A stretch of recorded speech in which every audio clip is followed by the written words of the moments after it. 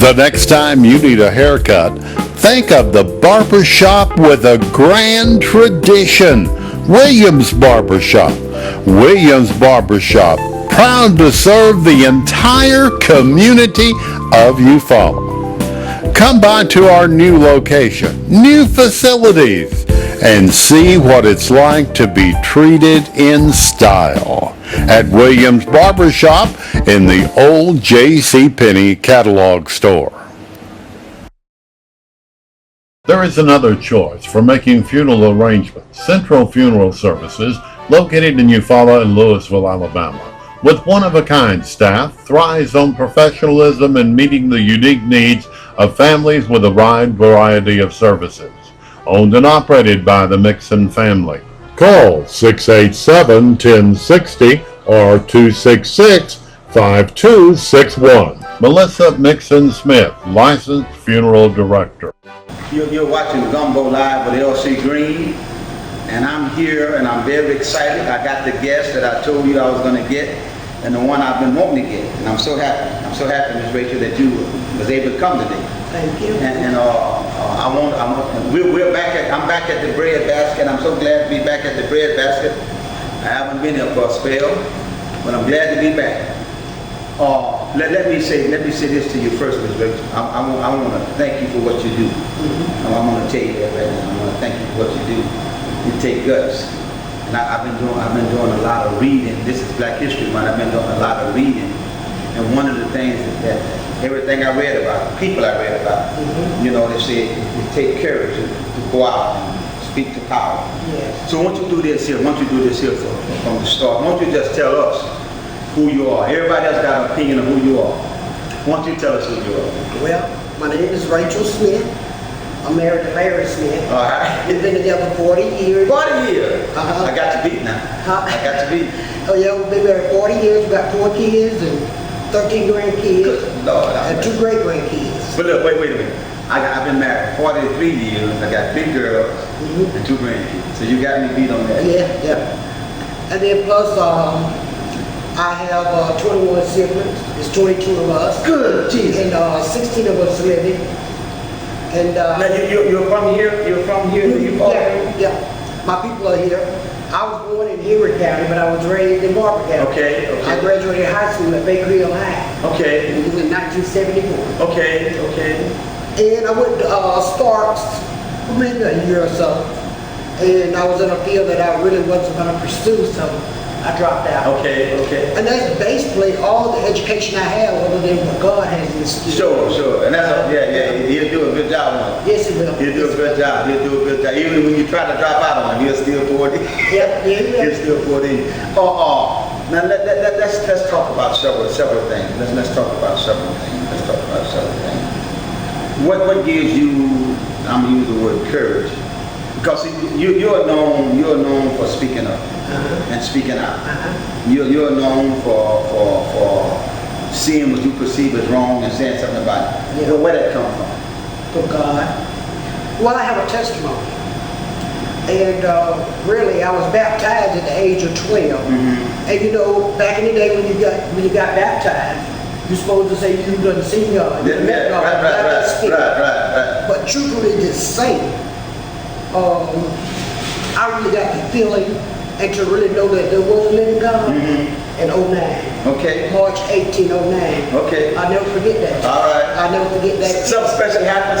Yes, he delivered. All right. The devil did what he is supposed to do. Okay. He came into my family. He tried to, what they say, steal, kill, and Yeah, that's right. That's what he did. And he was trying to kill my oldest son. And basically, my kids are good kids. Ain't nobody perfect. That's right. Basically, they're good kids. Sure. And Sure. on this particular day, I mean, I was just in an uproar. I mean, I didn't know which way to turn. I was calling everybody and no results. And someone said, call your sister. I got a sister that's a minister. Okay. Where is she? And her name is Lily. Someone said, call your sister. I called my sister. And she told me to call somebody else. But then she called me back a short time later. She said, Rachel, I tell you what, she said, God told me to go in prayer with you. All right. We went in prayer on that telephone, and I tell you, I experienced a feeling I never experienced before. I could feel it come through the phone. A feeling of ease and relaxation came over my spirit. All right. It really did. And I got a calm relief, and I went in the house because I was doing my spring cleaning. I went in the house and started cleaning. Less than 2 hours later, my prayer was answered. My prayer was answered. I will never forget that day. Let me say two things to you. I just interviewed.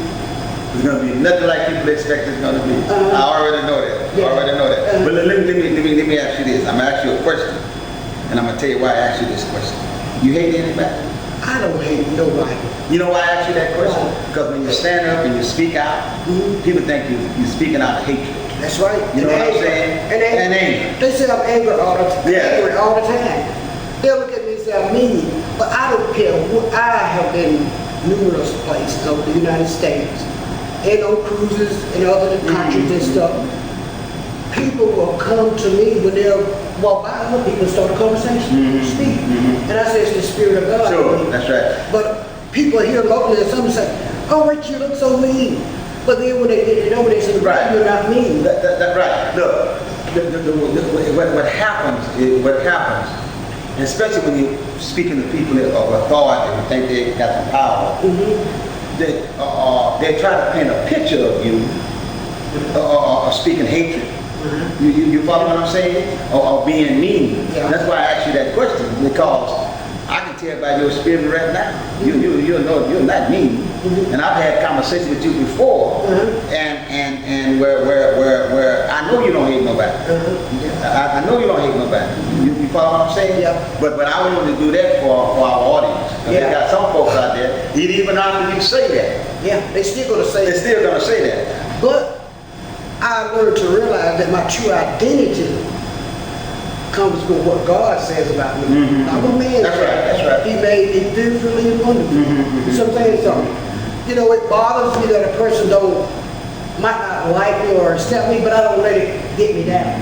I don't let it stop me from doing what I gotta do. Okay. Now look, there are many issues in this city and in this county that need to be dealt with. Many. Yeah. But I've seen times when it's just you and maybe two more people. Yeah. You and maybe one more person. I've seen the last thing you did. I think it was just you and one more person. Yeah. Why is that? Why is it that we cannot all come together for the common good of this city, this county? What you think it is? But really, I think I don't know about our people, black people. We are afraid that we're going to lose our recognition in the county. And a lot of people that's economically stable or got good recognition within the community, most of them have their head already in the mouth now, or they talk out both sides of their mouth. Yeah. So they can't stand with me. I got you. Because they're already in the loud's mouth. I don't get in the loud's mouth. Mr. Reed said something to me one time before.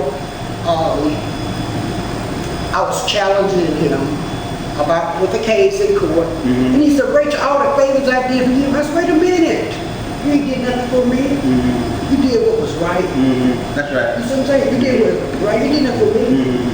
And I really feel like the day I was thinking about how God delivered Right. Christian Devil back, he said, "No, not today." It's only because I stand up for other people's kids. That's right. I tell people all the time, I try to get people to understand that God blesses you that you might be a blessing to somebody else. You see what I'm saying? God don't bless none of us to keep to ourselves. You follow what I'm saying? Now, folks, and you don't know how powerful what you just said. One of the problems we have here, folks won't stand because most of them are sold out. That's right. You And I understand that. Well, but then, so if I'm afraid to stand up, or I done sold out, and you stand up, so the thing I got to do is to try to discredit you. That's right. You know, I got to try to say all kind of things about you. Yeah. You know what I'm saying? Yeah, you know, a lot of people would say that, "What's she doing that for? She trying to get recognition?" No, I'm doing it because a person called and asked me for help, and the Lord gave me the wisdom, and He gives me the people with the knowledge. I don't have that degree or what would you call it, that law, that passing the bar or something like that with the law and stuff like that. But God put the people in my life. I can go right to certain attorneys right now. Whatever I want to know, they'll research it and they'll tell me. And they'll even written letters for me. Let me tell you this here. And you know this, what I'm getting ready to say. When you have the desire, God will surround you with the right people. You follow what I'm saying? He'll surround you with the people. When you go out to do His mission, when you go out to do His work, He'll surround you with somebody that's strong in the area that you're weak. Yeah, they do. And that never fails. We have several issues in this time that we need to deal with. And what the problem we have one segment of town that's being represented, and another segment ain't being represented. You follow what I'm saying? Yeah. And I learned a long time ago. Well, first let me say this here. Let me say this here. I'm a history buff, so I read history a lot. And if there were not folks like you in our history, we wouldn't be no more. You're right.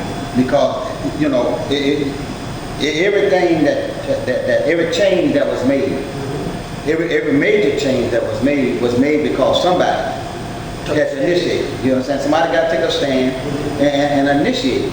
You follow what I'm saying? And one of the problems I see, and I want you to talk about this, is that we just seem like we are not concerned. Whatever somebody tells us, that's what we go with. That's right. We don't, Sister Massey case, I've been talking to several people, and it felt in my heart and spirit that people didn't want to affiliate themselves with us when we was taking our stand, only because they had that mental block associated camera with drugs. You see what I'm saying? But even if he was messing around with drugs, dealing distribution of drugs or using drugs, whatever, he didn't deserve to die like he did. You see what I'm saying? And a lot of us, we don't want to associate ourselves with people that we say deal drugs. Let's talk about that. Let's talk about that since you brought that up. Let's talk about that. And let me tell you what my stand was. Let me tell you what my stand was. It didn't make no difference what he had done. My stand was, let's let the process work. That was my stand. You see, I'm like this here. If it's in the system, you see, let's let the system work. And then once the system don't work, then let's attack the system. You understand what I'm saying? Yeah. That way we don't have to falsely accuse or attack a person. You understand what I'm saying? Like all kind of accusations made towards you. Let me use that as an example. You're trying to be in the line, like you're trying to do this, you're trying to do that. You understand what I'm saying? But if we let the system work, and that was my only stand about that. You understand what I'm saying? You didn't see me out there with y'all. Not because I wasn't concerned. You understand what I'm saying? But I wanted to let the system work. You follow what I'm saying? Now when the system comes back, and the system seems like it has not worked, It has not worked. but then that's what we need to do. That's right. You understand what I'm saying? Let's don't jump the gun. And I figure say, let's don't jump the gun. You understand what I'm saying? It's still a lot of unanswered questions. Yeah. Still a lot of unanswered questions. You understand what I'm saying? So this is what happens though. This has been my experience. If we jump the gun, then they can just deal with whatever we dealing with, and we'll never know the rest of the story. You understand what I'm saying? Yeah. If we light a fire, for instance, they'll come put the fire out. Yeah. And once they get that fire out, they'll never go back and see why it got started. You understand what I'm saying? So I think that we let the system work. You follow what I'm saying? Yeah, but the system didn't work. I'm gonna tell you why. Okay. After the incident, we had a meeting, a community meeting, down on Dale Road at that church. St. John. Not St. John. Oh no, another church. Down by Massey. What is Okay. I know you're talking about. I can't remember the name of it. I know you're talking about I know that church building down. Solid Rock. Solid Rock. Solid Rock, yeah. We had a meeting at Solid Rock. Okay. That following, the incident happened on the Wednesday on that Sunday. And being the DA, our DA, he attended the meeting. And he promised us in that meeting that he would present it to the grand jury. And he did not. And it's my understanding that being asked the AG's office in Montgomery to appoint an attorney to present the case. And it's my understanding that they told Ben that he had to do it himself. You see what I'm saying? Yeah. And Ben didn't do it himself. Okay. He went and he got brought with him a senior that's been retired, a former prosecutor that's been retired, that's way up in the age. Let's hold on a few things. Let's talk about a few things before we get past it and forget about it. Okay. Okay? Let's talk about how the system works. Okay? The moment the district attorney recruits himself, it ain't in his hands. You see? Well, he did recuse himself. Yes, he did. Okay. I didn't say it right away. Let me tell you two things that I know. Okay. First of all, I know because I talked to the DA, and then number two, I know because of the system. The moment that he recused himself, for whatever reason he did, he said, "No, I'm not going to do this case. I want to bring somebody else." He told me he did it because he didn't want it to look like something's gone wrong. Okay? And I thought he should have done it. But anyway, once he gave it to the state, okay, the state is the one that said bought it. Then Reed had nothing to do with it. I can assure you that. You should Yes, have ma'am. work. What paperwork? Well, he had to ask for a recruit. Oh yeah. All that stuff was done properly. Okay, the state got it, and the state, the one, he didn't choose who would do the case. He did not choose who would present the case to the grand jury. Well, you know He did what? not do it. I was a minister.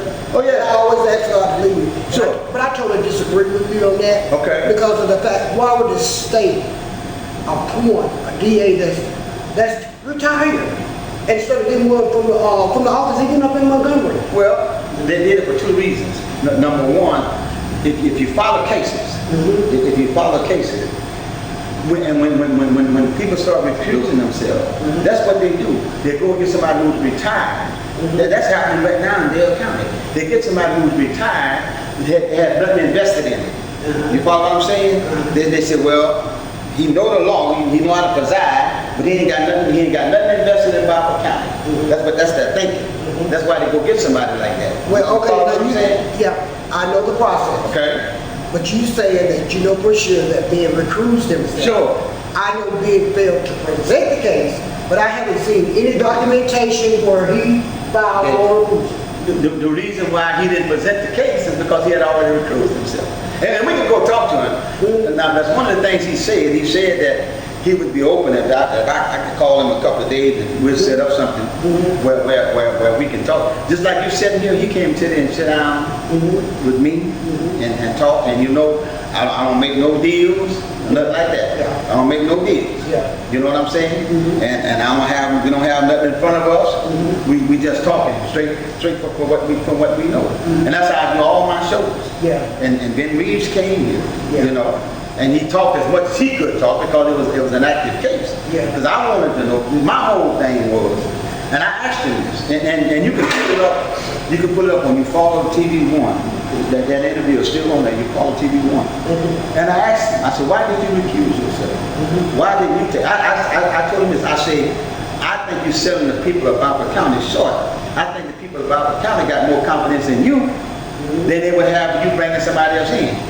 You know, and he said he recused himself because he didn't want it to what word he used? He didn't want to make it look like he was showing some favoritism.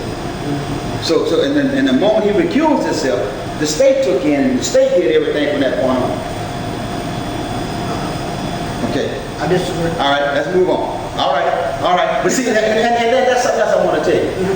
That the beauty of what we do is that we got a right to disagree with each other and still cooperate with each other. That's right. And still talk to each other. That's right. You know, there are so many people in this town that they don't agree with you, they won't even talk to you. I know it. You know what they'll do? They'll talk about you. That's right. You understand what I'm saying? But this is America, so we got a right to disagree. That's right. You understand what I'm saying? And I I hope we disagree enough that we'll sit down and go through the process and find out. You know what I'm saying? And Ben Reeves can answer all these questions. Yeah, I want him to answer. You see? Well, you know, Ben can tell us anything. Sure, If he sure. recused himself, I want to see the affidavit where he wrote the AG's office and they graded him a recusal. Oh yeah, okay, sure. And that's easy. That's easy. That's easy to see. Yeah, truly. That's easy to see. That's Because easy see, to see. I communicate with the AG's office in Montgomery all the time. It's this investigator that works up there named Tom Corning that was investigating the case that I had submitted to them and concerns, and he told me that his finding was that this judge in Abbeville did a release on his own accordance. He didn't take the proper channel. He said, you know, it was an ethical violation, but that office don't pursue charges against judges. You see what I'm saying? They don't have they just don't pursue judges when they make decisions like that. And so, you know, I let it be when he told me that, you know what I'm saying? And he told me, he said, well, Ms. Smith, I tell you one thing. He said, every community needs a person like that. And he said, but he told me, he said, but always be careful and watch your back. He told me, so But this is the other part of that. The other part of that, you, me, and any of us that's going out there taking a stand and presenting ourselves or leadership or whatever kind of shit, we got to be open-minded. that's right. You see what I'm saying? We can't say, okay, this is a phone, that's all it is to it. You know, you got to be open-minded that we can get facts and facts and facts. You know what I'm saying? And one of the things that I always try to say, I don't make up my mind about that until I can get a chance. You know what I'm saying? Just like I told you, this interview ain't going no way people think it's gonna go. You understand what I'm saying? I didn't make my mind up about you. You understand what I'm saying? Especially based on what somebody else said. You understand what I'm saying? And I came to you. I've been trying my best, and I got on the air and said, I want to talk to Rachael. I said, that's what I want. I want to sit down and talk to her. Me and her. That's what I said. And when I asked you, you said yes. And we just had a chance to work it out. But I'm saying all that to say this. I'm saying all that to say we got to be open-minded. And this is what happens when you're open-minded. The facts take you where they take you. That's right. You understand what I'm saying? If I'm closed-minded, then you know, that's the fact. I don't worry about the facts. Because when you're open-minded, the facts take you where they take you. You follow what I'm saying? And it may not be where we want to go. You're right. You follow what I'm saying? But it take us wherever it is that we got to go. That's where the facts take us. And I think what happens a lot of times, people deal with rumors instead of facts. You see what I'm saying? And the Bible says this. The Bible says that a person would rather believe a lie than the truth. That's what the Bible says. And the Bible says that man is evil all the time. The Bible says man rather darkness than light. You understand what I'm saying? And we finding that out. We finding that out. We finding people would rather deal with a lie than to deal with the truth. You understand? Now, and I remember when this case happened, and I kept saying to myself, I said, there's no respect for that boy's mother. Some of the stuff that's being said out there. You know, I mean, there was all kind of stuff that's being said, all kind of rumor, all kind of lies. You understand what I'm saying? And I kept saying to myself, and to anybody that would listen to me, out of respect for his mother, won't you just be quiet? That's right. That's right. Out of respect for his mother, won't you just be quiet and let's see? You follow what I'm saying? Oh, but anyway, we live in a country where people got their head in the sand. You follow what I'm saying? Well, one of the hardest things that we have in this time that I've seen is voting. Yes. The votes are controlled. So much. You follow what I'm saying? And one of the things that I want you to help me with, that me and you can get on the same man is to get folks out to vote and educate them before they vote. Don't vote for Mr. Charlie just because Mr. Charlie said vote for him. That's right. Or just because he gave you $100. There you go. You understand what I'm saying? Well, listen. I said I oppose this this on my social media page all the time. You got educated people that do it. Well, these Sure, sure. that take this money Sure. and they go out and they convince the one that's uneducated. Sure, sure. That's right. They do that. You're right, you're right. But see, look, let's go back and talk about this. And I'll tell you why I believe in voting, because, you know, you and I will live long enough to see what it does. But see, we got to work within the system to change the system. Yeah. You see what I'm saying? Ain't no way in the world, me and you can stand outside the system and change it. That ain't gonna happen. You're right. So to change the system, we got to vote folks in there. You understand what I'm saying? Yeah. So we're gonna change the system and make the system work. And every time we talk about the system didn't work, you know what that's for? We are. You follow what I'm saying? Because we put people in there time and time again. You understand what I'm saying? Yeah. Somebody asked me, do you believe in term limits? I said, that's why we vote. That's right. You know, if I vote you in the first 4 years, you don't do nothing. Vote them out. Vote you out. That's term limit. But right here in Barber County, in every agency or entity, most of them are unchallenged. They got so That's right. relaxed. That's right. They so relaxed that they can treat us anyhow. That's right. Now you saying something, but now listen. You are 100% correct. Yeah. You know, they don't respect us, don't care about us. But now who fault is that? Ours. All right. Ours. That's all I'm trying to say. And I get totally upset when I meet people and every time you see me now, I got to go to registration. Me too. Me too. That's one thing I tell them. And I talk to people about voting, and a lot of people, and I get totally upset when they'll say, my vote don't count. I told them, yes it do. Crazy. What do you think Mr. Charlie knocking on your door and handing you a card and a 10 or 50, come on out of here. Yeah, that's right. Because your vote count. Yeah. Now me and you like that. Every time you see me, I got to vote registration. Yeah. And it burns me up with these young folks that talking about, well, I don't vote. Yeah. I don't vote. My vote don't do no. If it didn't do no good, why you think the people think I'm like you now? Why you think people running you down and telling you to go vote? Why you think somebody trying to stop you on the street and tell you who to vote for? That's right. If your vote don't count. I was over in the courthouse one day with a young girl. I want to say she was getting a tag or something. It was coming up before November the 4th, the general election and stuff. And she said she wasn't registered. I told her, you might not get to vote in this election. I said, but come on. I took her right to the register. Sure. She registered right in. She said she was going to vote. So. Sure. Let me tell you something. What I found out, Ms. Smith, and I found this out. We can go to board registry and they'll tell you. We got enough people registered. They just ain't vote. They won't vote, will they? Wonder why? I don't know. That's what we're going to talk about. Look. I think she told me it's either 85 or 90% of the registered voters are registered. People that's eligible to register. Yeah. I mean, I'm gonna say, just to be safe, we'll go find out for sure. 85% of the people who's eligible to register to vote is already registered. And she said, well, anytime you have a voter registration drive, it's the same people that's already registered that register again. I turned a whole bunch of cards in. And it was already registered. Already registered. But the problem Just is not voting. Yeah, the problem is when you go down there and you pull out that. See, they can tell every time you vote. When you pull that out, 12% of the folks voted. I know it. You see? And then they want to complain. Why are you going to complain? That's what I'm talking You about. said at home. So the challenge that we face and how we get those folks out to vote. I don't know, because in my church, you know, my pastor, he always, I know Miss Smith, she learned to talk. Yes, I told him, well, I guess I will talk. So, you know, I encourage him about voting. Every chance you get. And just like the Selma, one of the Sundays coming up. You know, and I encourage all the parents in the church, if they're financially able, Vote yourself.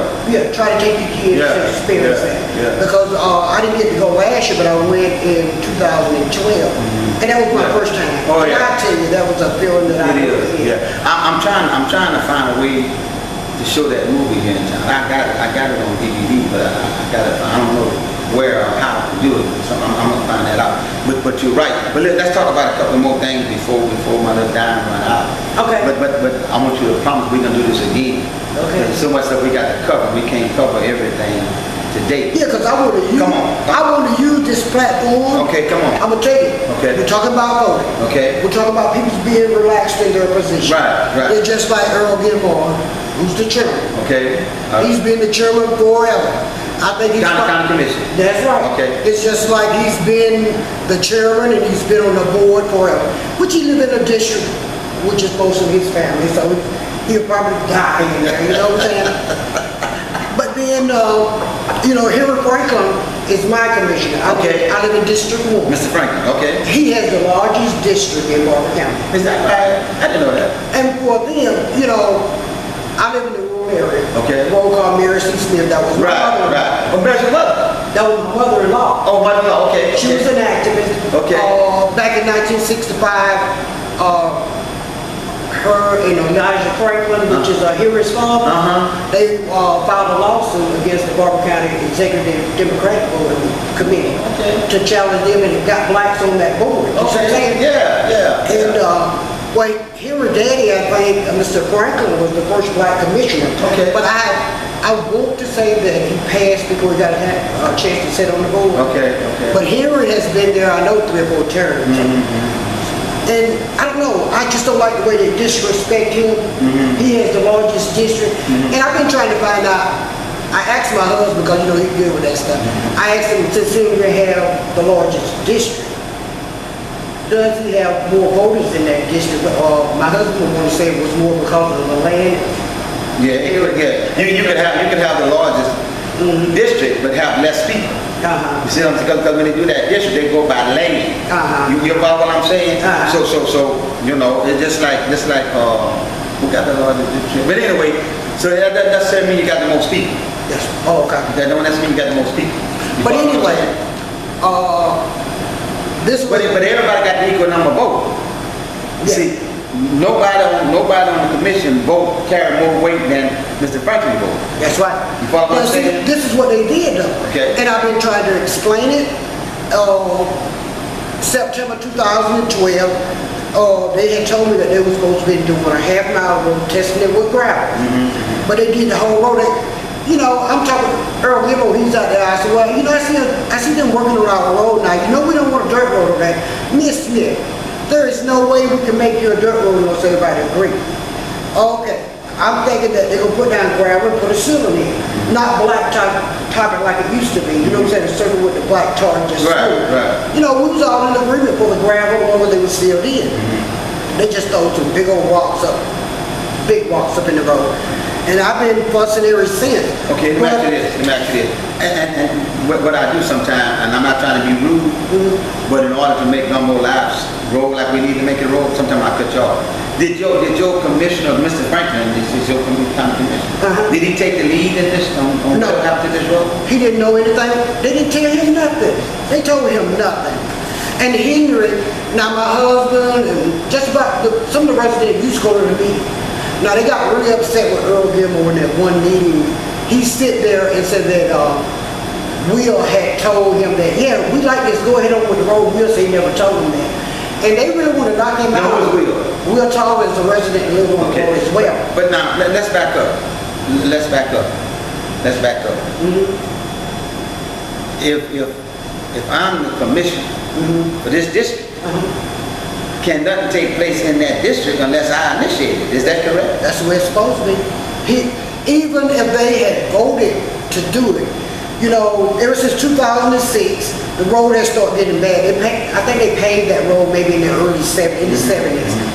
And they employed this engineer named Patrick McDougal in 95. And when he started doing his survey of the county, he said Mary C. Smith Road should have never been paved because it wasn't built to be paved. So he neglected the road, let the road start deteriorating. All right, now the road paved in the 70s. In 95, the road is good. And up to 2006, the road was good, but they wouldn't do any maintenance of it. The road started to deteriorate. And in 2008, we went, you start going to the commissioner meeting. Right, I've seen you there. But this was in 2008. My husband then was going. I wasn't going. Okay. I wasn't going. Okay. I went maybe one time, and they was, asking about fixing the road. They said they didn't have no money. So we agreed with that. Okay, you don't have money. Okay. Just fix the potholes until Get some money. Right. financially Right. fix the road. Right. And we were fine with them filling the potholes. But then they come out all of a sudden in September 2012 and make us a dirt road. And they think I'm supposed to be driving on something like that. But now we got to back up. Because, we're talking about the system. Okay? Yeah. Something wrong. Listen, How can, now I guarantee you, Mr. Franklin cannot dictate what happens on District Number 2. That's right, they ain't gonna lie. You follow what I'm saying? So what we got to do, we got to really look and see what's going on. Because I don't know. You know a whole lot more than this than me. But I don't think, because one of the things that was said at the last city council meeting when all this stuff started happening about 431. And then Bob Powell came out as big chief. Mr. Knight had to remind him, you got one vote. That's all you got. Yeah. You got one vote. Everybody got one vote. And they supposed to vote the way it represents their district. And what you do is just like what Bob Powell does. Bob Powell get Jason Bennett to go along with him on everything he said. Yeah. You understand what I'm saying? So somebody should have went along with Mr. Franklin to do what's best for his district. Nobody went along with it. Not even Miss Cruz. She said she had just came when they did in July 2013, I believe it was. They did a recommendation. They did this without a resolution or anything before the commission. They did this on their own without even bringing it to the meeting. And in 2013. They did a Trip Horn. Right. Who chaired the County Road and Bridges. He did a recommendation, not a resolution, to leave the road as it is at the present time and maintain it. And Commissioner Cruz, she didn't vote. She abstained from voting. And the only vote for them to fix the road was Henry Franklin. You see what I'm saying? Even though I done been to every entity, not every, to a lot of entities. Sure. State Transportation Department, and I've spoken with different people, and they really basically told me it's up to my commissioner. It's up to my, and I talked to other commissioners from different counties, and they told me that it looked like it's politics that they do with your road, and they disrespecting your commissioner. And I have said that in a meeting that they disrespect my commissioner. Now, let me say two things. There's some nasty politics in this city and this county. That's right. Nasty. Yeah, that's right. All right? I know this for a fact. There are some people who are being driven out of their job right now because of politics. Yeah. You understand what I'm saying? There's some people being mistreated because of politics. Yeah. But now this is what I suggest. Y'all are still voters. Y'all are still voters. And this, as long as you fight this fight by yourself, they can ignore you. As long as you fight this fight by yourself, you know when they talk about it the most. Remember when a bunch of y'all went up there that night? You understand what I'm saying? Yeah. You go up there by yourself, they'll say, okay, Rachel, go ahead and say what you're gonna say. You know, and they let you talk. You sit down, they go on about their business. That's right. You see what I'm saying? But we got to put them in a position where you can't be ignored. You see, all of the voters got to go. You see, and then we got to find out why another commissioner would dictate what's going on in another commissioner district. They won't answer that. I already asked them. How do you think you had the authority to come and make recommendation in District 1 when you represent, I want to say District 4? Sure, whatever it is, How can you do that? Well, you know what you're going to say? He said in that meeting, well, Mr. Franklin, Henry said, no, don't tell about me, I did not know. And my son and husband and William, they got very upset in that meeting over there. And the next couple of meetings that we went to, they had the sheriff department there. And my husband and them and the men, they just stopped coming because men ain't gonna take what I take. You see what I'm saying? Yeah. They're not gonna take what I take. But look, let's do this. I'm going to be with you, and we're going to pursue this. And we just got simple questions. We got simple questions. I want them to stand in front of us, sit in front of us, whatever they do, with Mr. Franklin there. And I want somebody to tell us they just disregarded. Okay, first of all, y'all tell the commissioner what y'all want, all right? Yeah. And the commissioner who represents you got to come back to the commission and recommend this is what needs to be done to Mary Smith Road. This is what if you're going to do anything to it, this is what the residents want.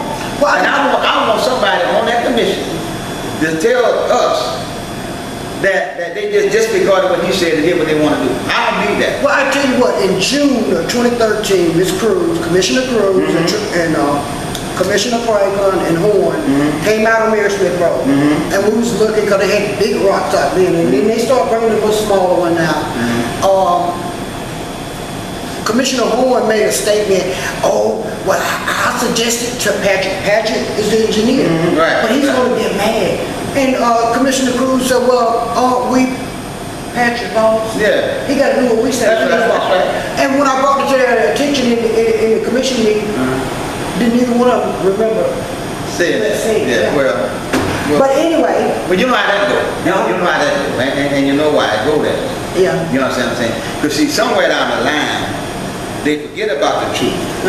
Somewhere down the line, they forget about that they're supposed to be working for us. Oh, well, let me tell you what happened. You know what I'm saying? Yeah. And when they get into a meeting, so this is what I'm saying. Where people like you, where we take our head off. Because see, we simply remind them, wait a minute, we voted you in office to take care of us. That's right. You know what I'm saying? I don't care what y'all do, y'all have y'all little meetings and y'all. In the last meeting, I brought to, before the meeting started, I was up talking to Commissioner Cruz and Commissioner Horn. And I told them, I said, I've noticed in a couple of meetings where y'all disagree on some business, and they put it on the table for a vote for a resolution, and you voted yes, but you didn't argue that you didn't agree with it. I told them if I was saying that I would never vote on bad business if I didn't agree on it. And Commissioner Cruz told me, said, well, see, we are taught different from that. When we go to our workshop, they tell us to vote. But the people put you in there, you're going to work for us. And now you know we got to do this again. But you know we can't leave it here. Because I ain't finished. I know, but look, time-wise. But let me tell you this here. Let me tell you this here. What we got to continue to do. These folks, we didn't make nobody run for office. Sure. That's the road. This Mary C. Smith Road. This is what. When was these pictures taken? Is something new? Oh yeah, they were just taken last of January and the last rain of the week. There it goes. They were just taken last week on the rain. Yeah, look at that. Dirt all inside of my car. But look, let's say this. When people run for office, now listen to me very carefully. We don't make them run for office. That's right. They run for office because they want to run. And what do they do when they come talk to you? They say, vote for me so I can represent you. That's right. Am I right? I'm going to do good for the county and the people in the county. That's right. That's a promise. This is what we got to do. We got to remind them that you came to my house and you told me that lie. That's right. You understand what I'm saying? You came to my house. When they running, that's the only time you see them at your house. They don't come to your house to ask you about Mary Smith Road, but when they're running for election, they'll knock on your door. And want you to vote them in. And want you to vote them in. And they tell you, we're gonna do what's good for the community, and I'm gonna make this kind of improvement. That's all of them got the same little speech. Yeah. But the moment they get in there, not only can you not talk to them, but they forget what they said they was gonna do. That's right. So it takes people like you to remind them, this is what you say. That's right. But you know, they forced out all the prior workers that worked at the county commission office in Clayton. I want to say that there's not one black employee in the county commission office. The last time I was there, it used to be only two workers. It was Shonda Glover and Christy Snell. They forced Christy to retire or to resign, and because they wouldn't give her any help. She didn't ask for a raise, she asked for more help in the office because she was the chief administrator, you see what I'm saying? But she resigned because they wouldn't give her any help. Then they go out and they employ Judge Carroll's wife, Ray. Not only did they give her 3 or 4 more employees. They gave her a $5,000 raise. And I told them at the meeting, that was nepotism and favoritism. Look. They love to compare us with other counties, tax-wise and whatever they're doing. But for George Calton and our administrator, Ray Ed, to run the major aspects of our county is immoral, and it's nepotism. Look, if somebody, and this is happening now, soon you're gonna hear about, I know at least 2 people that they forcing to retire.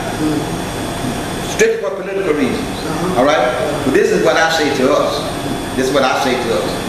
If I go somewhere and ain't nobody there to represent me, I want to know why. That's right. All right? Yeah. And if they forcing Tony to retire, we ain't gonna let him retire without a fight. That's right. You understand what I'm saying? So it goes back to what we said when we first started. Who fought this? Ours. It's our fault, yeah. You know, every time we don't go vote, or every time we vote for the same person who ain't did nothing for 40 years, Right about that. or every time we take a dime and vote for somebody that have no clue who we voting for, half the people that vote, they don't know who they vote for. That's right. But you know, Let me give you a prime example. Let me give you a prime example of what I did. I asked people, and I asked people tomorrow, how much did you know about the mayor before he got elected? that's right. You know what they tell me? They didn't know. Nothing. They said we knew his wife. And the money they gave. They say we knew his wife, but we didn't know him. But you won by a landslide. You mean to tell me you ran up there and voted for somebody you did not know? That's right. They don't care. It's a sellout. It's a sellout. It's all about the dollar, capitalizing off the dollar. Sure. Look, you're watching Gumbo Live with LC Green and my very special guest, Miss Rachael Smith, and we're going to do this again. Time just won't allow us to go, but we're going to deal with issues. Okay. We're going to deal with issues. One thing I enjoy talking, the reason I enjoy talking to you, you don't mind talking about the issues. That's right. And you heard us when we said this. We're not going to just sit back and let stuff go, but we also approaching things with an open mind. And the facts take us wherever the facts take us. And if I ever put out some false information, and I find out that it's false, I'm coming right back in front of this camera and tell you, I told you wrong. That's right. And that's the type of person I am. If I feel like I did a person wrong, I'm not too big. I go and apologize. I saw you do it. Yeah. I know you're telling the truth, because I saw you do it. I don't hate people. I might hate what you did, but I don't That's right. I can't make it any That's right. hate That's you right. did. And that's like God. God said, I hate sin, but I love the sinner. You follow what I'm saying? But now, let's say this. I'm on my way out. Let's say this, and see if you agree with me on this. A change needs to take place. A change needs to take place. And it needs to happen now. It needs to happen now. You follow me? Yeah. And so this is what we got to do. Okay. We got to come together. Sit down at the table, work out our differences. You see what I'm saying? And for the good of all of us. Yeah. How many grandchildren you got? 13. Well, 15 with my 2 great. See, for their good. That's right. You understand what I'm saying? I mean, I'm on the downhill side. Yeah. I just celebrated a birthday in January. I'm on the downhill side. I hear you. You understand what I'm saying? Yeah. So everything I'm doing now, I'm doing for those who come behind me. That's right. You know what would be a shame? You know what would be a shame? 10 years from now, somebody's on Gumbo Live talking about the same political mess that we talking about today. That'd be a shame. It would be. Because we didn't do nothing about it. Because we didn't do nothing about it. Look, well, we got to get people to stop being afraid to challenge these people for these offices. Whether you win or lose, Yeah. you got to challenge them. They're not being challenged. You see what I'm saying? Yeah. A lot of people hate to lose. Yeah. You don't know if you're going to lose. Like I told you before, you don't know if you're going to lose or not. And this what I always do. If you run for an office and you say, I want to, and you lose, that don't mean you stop. That's right. That's right. You still try to get things done that you want. Listen, before we go, I'm going to give you a chance. I'm going to hush up. I ain't going to say nothing. But I'm going to give you a chance. Say anything you want to say, Charles. If you're an audience, I'm going to give you a chance. Anything you want to say. Something you might want to say that I didn't cover, or you might want to go back over something we covered. But now I want you to do this before you do that. I want you to look at the camera and promise the folks that we're going to do this again. I promise. I really have enjoyed this conversation with Reverend Green. Thank you. And when I first met him, truly, I'm going to be honest. My spirit didn't click with you. I don't know. It was something else. Well, what is it about him? You know. But then I came to appreciate you. You see what I'm saying? God bless you. I really did. Thank you. And that's it until we talk again. All right. Now you can watch Gumbo live every Tuesday night on channel 97 at 6:45. And if you have a high def TV, it's 115.5. And you can also hear us on YouTube. You follow TV1. Thank you for listening. Ms. Smith, I really enjoyed it. And looking forward to doing it again. You've been watching Gumbo live on the Bread Basket. Again, I tell you, if you got any questions for me or Ms. Smith, drop it off at the Bread Basket. You got any comments that you would like to make, that you want us to know, or you want Ms. Smith to know, drop it off at the Bread Basket, and I guarantee you we'll get it. Thank you so much. Thank you. The next time you need a haircut, think of the barber shop with a grand tradition. Williams Barbershop. Williams Barbershop, proud to serve the entire community of Eufaula. Come by to our new location, new facilities, and see what it's like to be treated in style at Williams Barbershop in the old JCPenney catalog store. There is another choice for making funeral arrangements. Central Funeral Services, located in Eufaula and Louisville, Alabama. With one-of-a-kind staff, thrives on professionalism and meeting the unique needs of families with a wide variety of services. Owned and operated by the Mixon family. Call 687-1060 or 266-5261. Melissa Mixon Smith, licensed funeral director.